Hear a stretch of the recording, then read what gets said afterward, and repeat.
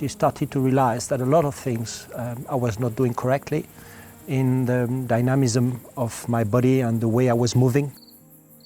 She actually was seeing immediately something that nobody was seeing.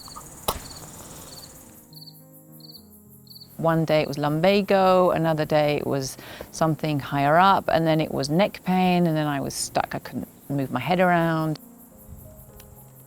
I actually hurt myself physically and couldn't move, so I was on crutches 3 times in 2 years.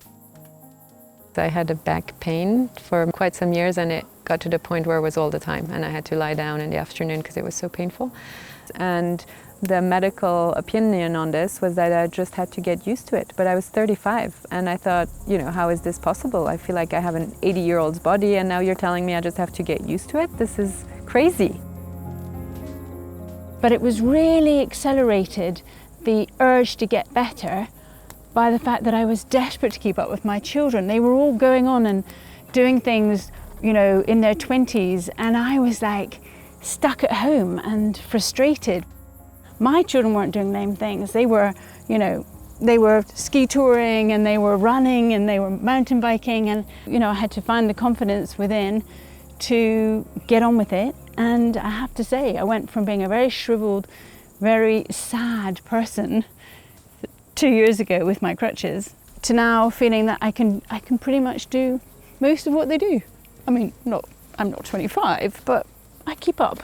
Suddenly I had so much pain and I didn't even know that was possible. I was obviously very demoralized and it was very depressing.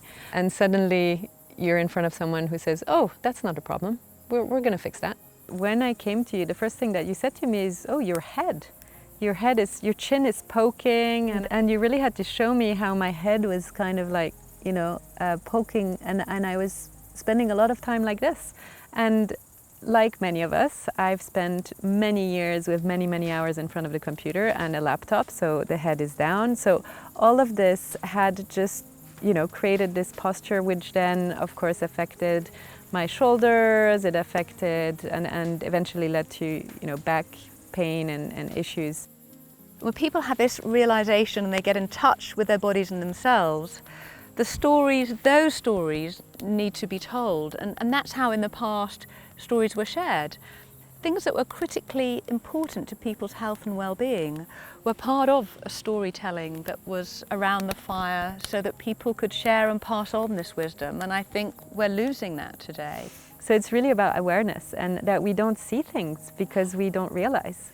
My body was kind of like all out of symmetry. So, you know, some people had mentioned, oh, look, your breast is further down. It's not the same height as your other breast. And I'm thinking, oh, okay, well, that's normal, isn't it? I've breastfed, so I must have a breast lower than the other. Or maybe I breastfed more on this side than this side. And I never connected my breast to my shoulder.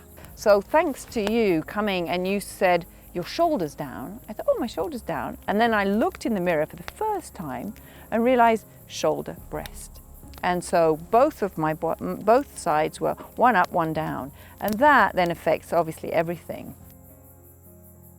At the same time, you know, she realized, you know, while I was a runner, that one of my buttock was actually completely flat, you know, like a flat tire. So I was supposed to be running with a flat tire, basically.